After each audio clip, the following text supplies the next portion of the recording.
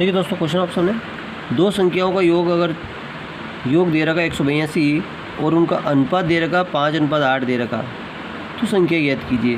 दोस्तों इसने क्या कहा, योग। क्या कहा, योग।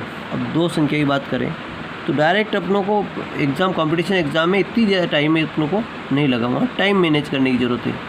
तो संख्याओं का योग, अब इसने क्या कहा, और उनका अनुपात नहीं, मत हो जाओ, जब ले लो बेटा, अनुपात की कहा, यानी कि A अनुपात B, है ना।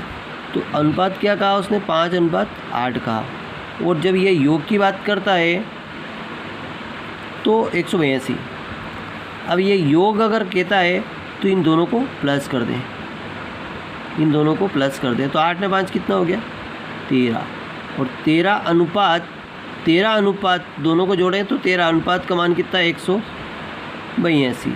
काटेंगे इसको तो 13 एकम 13, देखो 1 अनुपात का मान कितना आएगा, 13 एकम 13 और 5 13 चौके 52, 14। 1 अनुपात का मान कितना आया, 14 आया। बस अब अपनों संख्या निकालनी है तो B का मान कितना है, 5।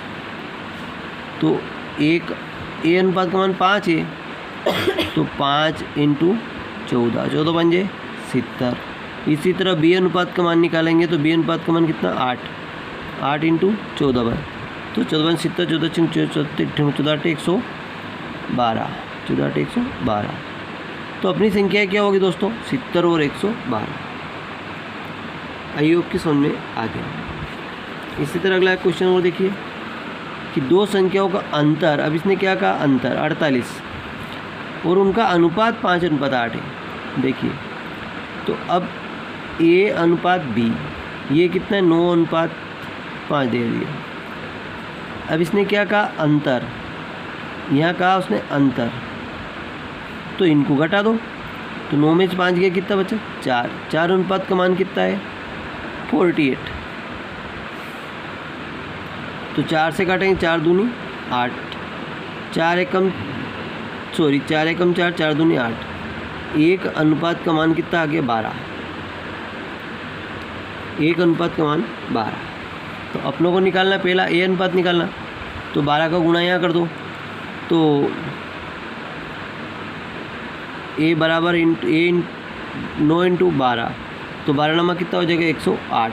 इसी तरह दूसरी B वाली संख्या निकालेंगे तो 5 × 12, 12 बन 60। तो अपने पास संख्याएँ, ये दोनों संख्याएँ प्राप्त होगी, 108 और 160।